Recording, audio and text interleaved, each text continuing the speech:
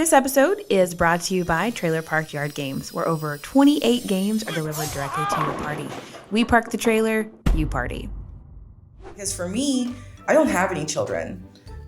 She is my first child, and then here I am excited about this process, and I'm like, yeah, but she could like poop on your wall. Well, adopted or not, they'll still poop on your wall. I was just gonna say, I have. Jaisy's are biological, and they're crazy. Yes, I have two biological sons, and both of them. I mean, can I say that there has not been poop on my floor and my walls? I can't. Right. So, Boo girl's butt. yes. There's been a lot of things on the floor and on the walls that should not be there. I have 0 children and 1 husband, and I cannot confirm nor deny that there's not been poop on my wall. So, yeah. Well, and so let me ask you this. Let's have a chat, talk this and that with PB and Jaisy. Hey, welcome to the PB and Jaisy podcast. I am Jaisy George. I am joined by Bill Stedham, Sarah Paget, and the lovely Alice Taylor. I wanted to say a kind of, I guess, like a crazy adoption story, which it really isn't an adoption story. It's more so a story when my brothers convinced me that I was adopted. This is actually a hazing probably thing to be in my Sibling family. hazing. Yeah, sibling hazing. So I have 2 older brothers, and I was probably 3 or 4 or something. And my brothers tell me like, hey, you know, Jaisy, like mom and dad really didn't want to tell you, but we think that you're finally mature enough to understand and know you're adopted.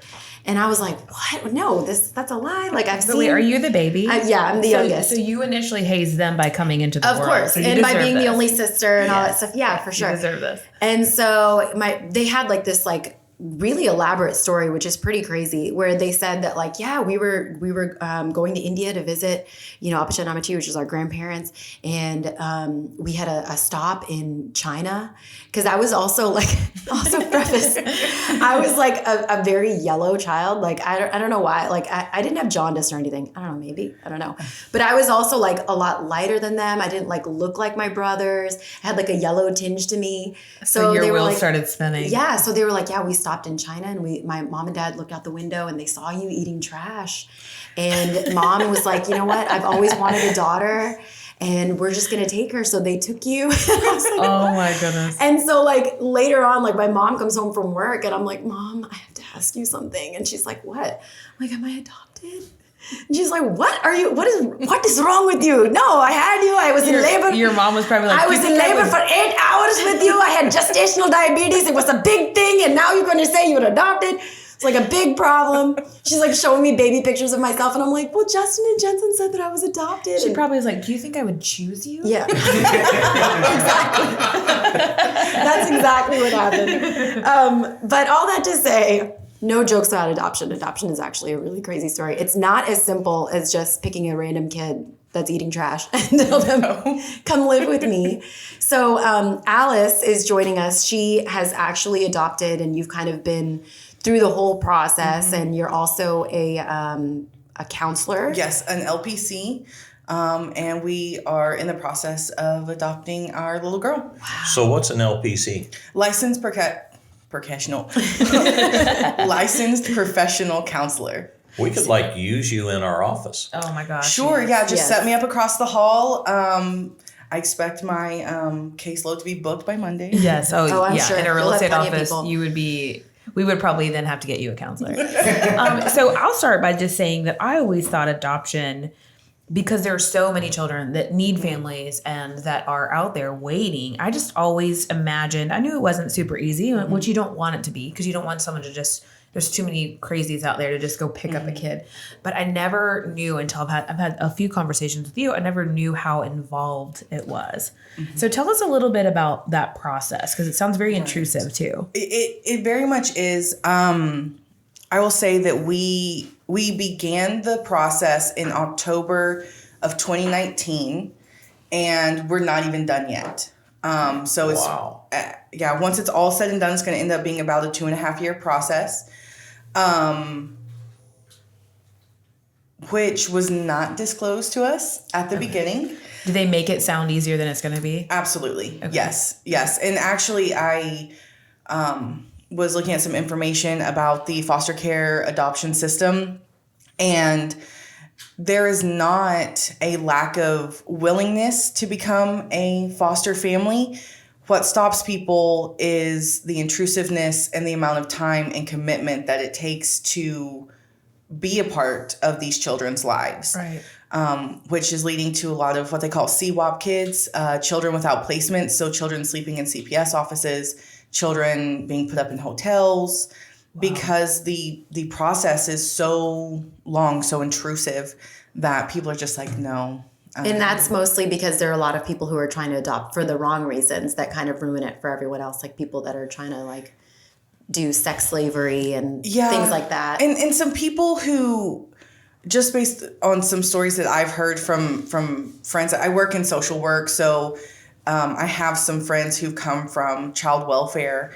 And there was this one time where it was Christmas Eve, a foster family called the caseworker, my friend, and was like, hey, are we supposed to be buying presents, Christmas presents for these kids? And she was like, yes, they live in your home. They are your kids temporarily. And so a lot of people don't, I guess, see them as a part of the family if they're fostering. But these kids deserve as much love and care as you can give them because they've already been through so many difficult things. But back to your question, Sarah, yes, it's a very long, very invasive process. We have state mandated trainings. We have like our adoption agency mandated trainings. You have to get TB tests, physicals, and something else. Oh, you have to be CPR certified, first aid and CPR certified. You have to have fire escape ladders in your home, fire detectors, smoke detectors, which you should probably do that anyways. Well, what's crazy about all that is anyone can go, if you're fortunate and blessed enough, can go have a kid. They don't ask any questions. Exactly. You don't have to have any tests. Case in question right here. Like all the things you're naming, I got 2 kids and I don't get regular TB tests. I don't have like a fire escape thing. I don't, I have smoke alarms and stuff like that. But I mean like all of these things is like people can just have kids and none of this stuff is there. I know a lot of people walking around that should not have, should not even really be in charge of their own cells, let alone another human. Right. Did you have something, Bill? No, I'm just shocked at you can go have a baby without any of this, no training, no instruction manual comes with the child when you get it, and you've got to go figure it out. But if I'm trying to do the right thing and adopt a child from foster care where they don't have loving parents, where there's been a situation that's happened in their life, I have to jump through 2.5 years of hoops. And they're flaming. They're on fire too. Yeah. Wow. Yeah. So my husband, Tom, his oldest brother, they've got 3 kids and then they adopted their 4th. And just seeing that process, was nuts because my sister-in-law, would call me and be like, oh my gosh, I had to do this like 100-question thing. That was, I think you had mentioned it to us earlier, of asking really weird questions about like things that you watch, things that you've possibly been, do you occasionally drink, like things like that. And then they have to do a home study and all that. Tell us about that process. Oh my. So, they come into your home. They have a fire safety checklist. They have an environmental safety checklist. So we had to reorganize our entire house. The common household cleaners you may keep under your kitchen sink is no more. You have to put those out of reach of children. So now I have this closet that has my Dawn dish soap in it.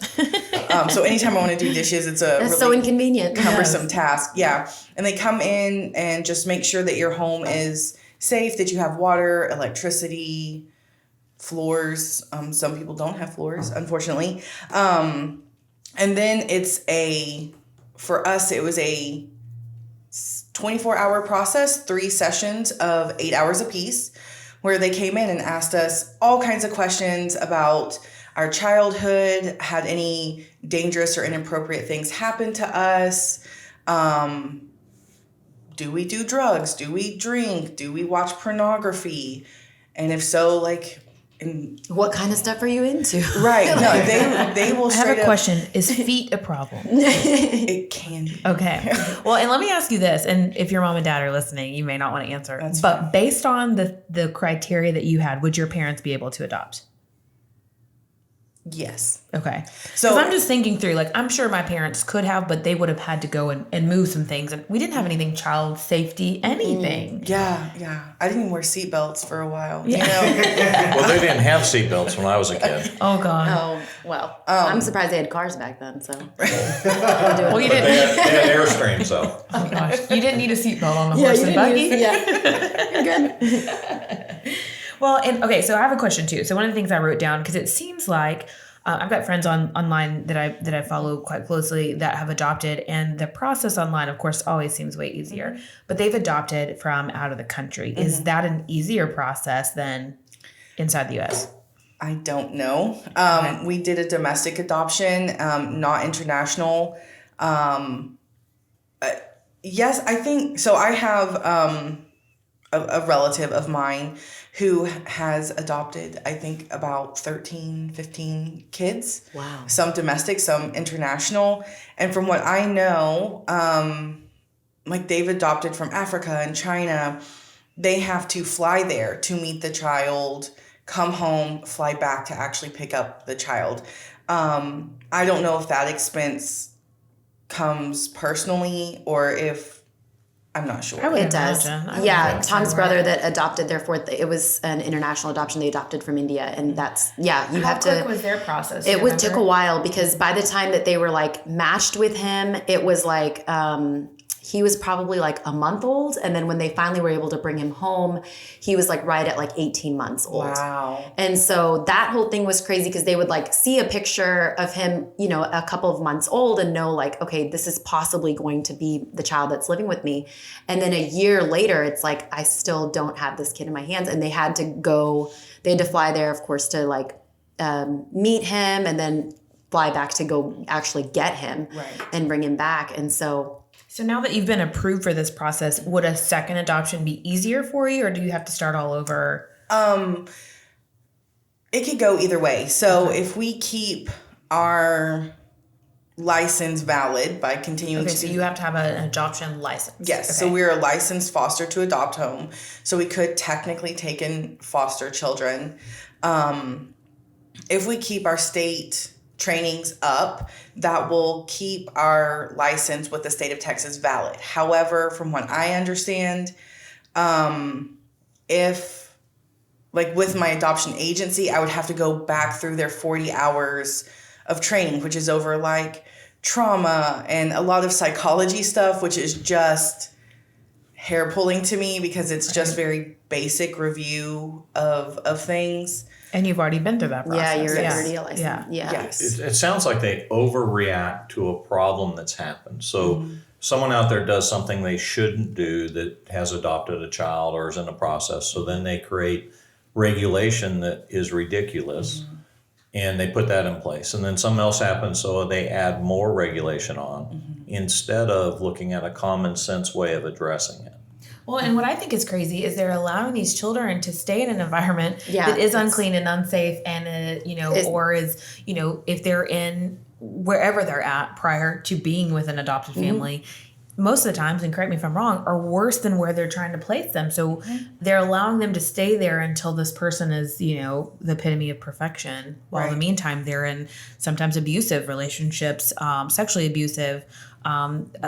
Assault victims. I mean, there's all kinds of stuff that happen, and that's all over here while we're trying to do the right thing. Exactly. And put in somewhere safe. Is a lot of it because they don't want to pull the child from what is their normal environment, like some sort of, like a trauma of taking them out of a traumatic situation, like they don't want to add more trauma to it? Or is it like your genetic family is the best option for you? So they try to keep the children with their bio family as much as possible, provide services and resources to help this family be successful. If the family continues to fail in that process, then and it's a danger to the child will be removed from this traumatic situation and placed into foster care. Another traumatic Yes, situation. which may or may not be the best placement for this child.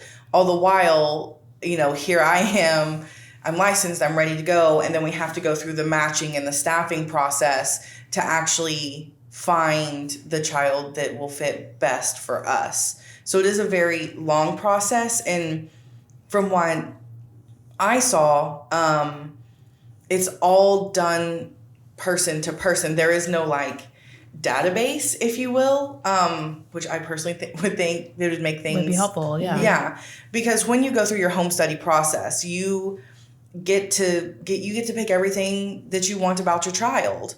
That was a question I had. So how specific do they get on Very that? specific, all the way down. You can name physical ailments you're not willing to work with, mental illness you're not willing to work with, behaviors. Are there preferences that you can say? Like, I want a kid with brown hair and green eyes. They ask you about race, and they make that very a not so taboo thing to talk about. Like, if you are a white family or a Hispanic family or an African American family and you are not well connected with the race of your child, don't adopt that race. Gotcha. Okay. They need the connection to their culture. The culture, for sure. And so they did ask us that. Well, and I just want to shout out to a few people that I know that have gone through the adoption process that y'all know as well. A couple of them, Lene and Brandon Humbles. Yes. They adopted 4 children. Four Yes, brothers. did. They were all brothers and sisters. And just then amazing. Beth and Tyler Nichols, I grew up with them, and I want to say they adopted 5, and they were siblings. So they went from 0 to 5 overnight, and none of them spoke English. They were all Spanish speaking, so they had to immerse themselves in that. And then Josh and Katie Weathers, and I believe they've adopted 3 children now. And I believe, and I'm sorry if I'm getting this wrong, but I believe the 3 children they adopted, they had cleft palates, and so they went in and had the surgeries and everything for them. So they have kind of found their loving spirit and how to give back. So I know watching you guys online, the ones that I just gave a shout out to has been very encouraging. And I'm just so thankful that there's people like that out there. But I hate to hear that the process is so hard. It is so difficult. And I think, during the time that we were going through all of our trainings, I see myself as a very strong person. That I would agree. Thank you. That I can overcome almost anything that's put before me. But the way that they framed these children was very scary to me. And I'm like, What do you mean by that? Just that they'll smear poop on your walls and set your house on fire. Oh, so the way they try to prepare you. Yes. Like almost trying to talk you out of it. Yes, worst case scenario, your kid could do this or your kid could do that. And I don't think there was enough focus on how wonderful it could be to be a parent. Because for me, I don't have any children. She is my first child. And then here I am excited about this process. And yeah, but she could poop on your walls. Well, adopted or not, they'll still poop on I was your just walls. gonna say, I have Jaisy's are biological and they're crazy. Yes, I have 2 biological sons, and both of them. I mean, can I say that there has not been poop on my floor and my walls? I can't. Right. So Boudreaux's butt. yes, Yes. there's been a lot of things on the floor and on the walls that should not be there. I have 0 children and 1 husband, and I cannot confirm nor deny that there's not been poop on my wall. So, yeah. Well, and so let me ask you this too, because I think there's several different routes you can go with adoption if I'm not mistaken. So isn't there a state level and then more of a national level, and then of course we talked international as well. Are those different? Or did you explore any of those? And did you go through an agency? I have some questions on where you start. So we're licensed to adopt in the state of Texas. Okay. You can go to other states. Those require additional trainings and additional licensures. And then, of course, international as well. We did choose, we had to go through an agency who then connects us with kids in care through CPS. And how do you choose an agency? So before you can do anything in the adoption process, you have to go to an adoption 101 training. and they will tell you about some agencies in the area, what their preferences are in regards to adoptive families. So some of them will deny you based on religion or sexuality. So they ask you to research the agencies that you're interested in or potentially interested in, and then make the call to sign up for your classes with them. Okay. Another thing I had a question about, just because with my brother-in-law and sister-in-law going through it, is like something that I think people don't tell you about is how costly it is, like how to like get matched and all of the different things that you have to do, all of the money that you have to front for like your home studies and all of that stuff. Like, what is that? How have you been able to tackle that? So for me, for my agency, we didn't have to pay any of that. We don't have, good. They cover the cost for the lawyer for the final adoption. They cover the placement costs, all of that. The only thing that we were really out was a tank of gas a week to do our visits, to go see her in Waxahachie. So that's been really helpful, not to have to pay for those. Now, of course, we did had to pay for our fire extinguishers, our escape ladders, and we had to have a fire marshal come out to make sure that we don't have wood burning in the middle of our living room, I guess.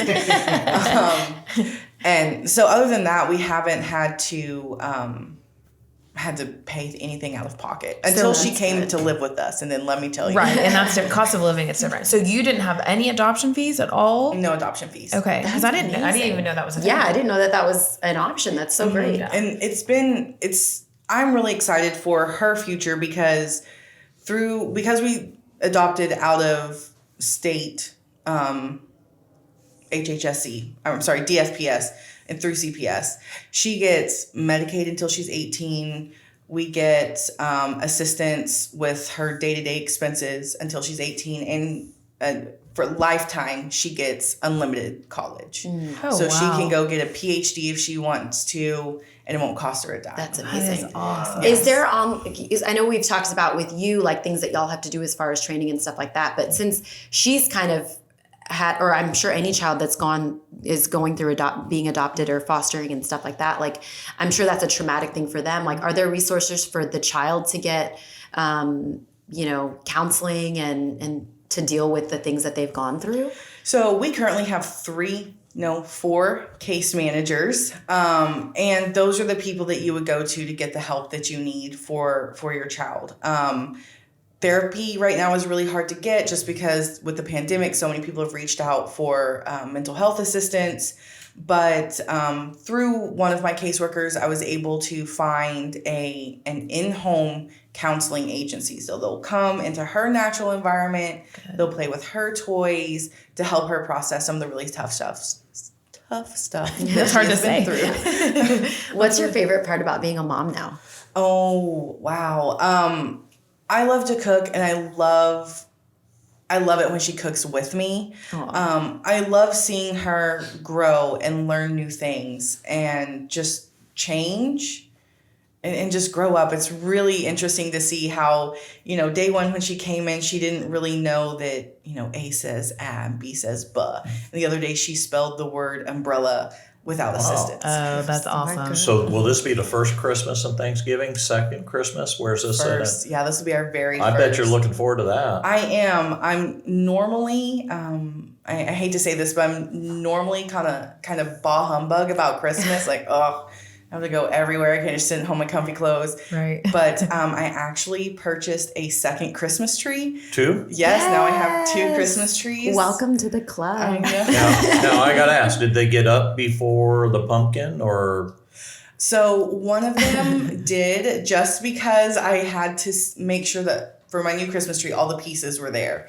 And so if it's already built, I take Were it you down. thinking they shipped you a Christmas tree without pieces? So I purchased. happens. I purchased it at a store, and the box was already open, but it was the last one that they had. So I was like, "Well, I'm just gonna put it up just to make sure the lights turn on." See, I've heard this before from a friend who has 7 Christmas trees now. Oh my goodness. And I know people like that. Yeah, and I've been to their house to help them unpack it and help them pack it. Wow. Every year, and the Christmas stuff continues to grow. So this is going to be really exciting. And has your daughter been through Christmas before? I mean, obviously she's had Christmases before, but I bet this will be the best Christmas Yes. ever. Yes. So a little insight into what I'm expecting. So for Halloween, we carved a pumpkin. I think that's a pretty normal thing to do. She's 8, and this was her first year to carve a pumpkin. So I'm excited to see what first she's going to have this Christmas. That's so awesome. Yeah. And things that we all kind of take for granted, you know, like that's Yes. things that we've probably all done 1,000 times that Yeah. we might even be tired of. But now we're like, oh, well, she gets to learn for the first time or do it Yes. for the first time. That's exciting. That's such a blessing, the stability and just the normalcy that you're providing it for this child and awesome. anyone that's adopted. Thank you so much for doing that and for being so selfless and loving on these children. It's really beautiful. Yeah. Awesome. Well, we have a little segment that we like to call Tales from the Log Box. You know, I've got that segment today, and I was researching on the internet. I wanted to find some things about adoption, and I found this from a website called City Data, and I really like it. So it's talking about this family. They had adopted 2 babies from Vietnam, and the babies were only 4 months apart. So one night they ordered pizza, and a pizza delivery guy or kid came to the door, and this person's husband opened the door, had the girls with them. And they were about 14 months at the time, so they're standing behind them, and the kid said, or the dad said, "Aren't they cute?" And the kid said, "Yeah, are they twins?" And the dad says, "Thank you, but no, they're not." And the kid says, "They're not?" looks bewildered, and the dad says, "No, they're 4 months apart in age." And the kid looks even more bewildered and says, Like it's this looks on his face, and he says, "Well, how'd you do that?" And the daddy said, "Easy, 2 different mothers." And the kid's, with his eyes about to pop out of his face, says, "Oh my God." The daddy, realizing what the kid was thinking, says, "Yeah, it was a great summer." And then he shut the door. That's awesome. Okay, this is going to be off topic a minute, but as a male, do you ever worry like someone's going to knock on your door and say, "Hey, you're my daddy"? No. Okay. I have never had that You can fear. answer for real Yeah. after this. Yeah. Yeah, It feels no. like, no. No. I mean, because I would know if I had a kid, but you wouldn't. Oh, yeah, for sure. Yeah. Yeah, no, never worried about that. So we'll take this to level up. Yeah, we need to. We definitely need On to that level up. note. Yeah. Oh, it's me. Sorry. So I have a quote. C.S. Lewis. I've been reading a ton of C.S. Lewis. I really love him. It says, "We meet no ordinary people in our lives," and so I just wanted to encourage you guys to pay attention to who you meet and the paths that you cross, because I don't feel like it's ever a coincidence.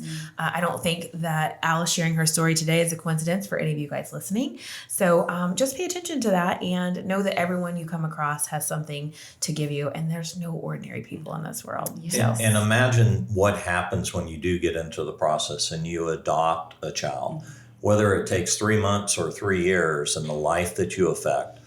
Actually, the lives that you affect, because as the child grows, they'll have children, and you're going to make a great change, and that's amazing.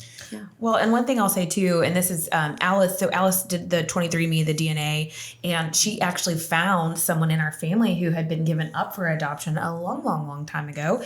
Would actually be my great Aunt. great aunt. Yes, great aunt. Yes. So it was your aunt. My aunt. My great aunt or great aunt, whatever. Anyway, she found her just through the DNA testing, and then getting to hear her story of adoption and what it was like. And she had this amazing And that was so long life. ago. And, yeah, she grew up her whole life pretty much being an only child, and then she realized that she was one of 10. One of 10. And she got to meet our crazy family over the holidays. That is so amazing. And so another kind of fun story, she was adopted out of the same adoption agency that I'm currently using for my daughter. It's No full way. circle. Yes. That's beautiful. That's really cool. And just to kind of hear the difference in the way the process is versus 90 years ago versus now is... Well, what's crazy is she grew up in Mansfield for part of her life next to my dad's side of it. So this is a different side I'm of the sure she family. ran into people that were related to They her. owned, and was didn't it? know. What did they own?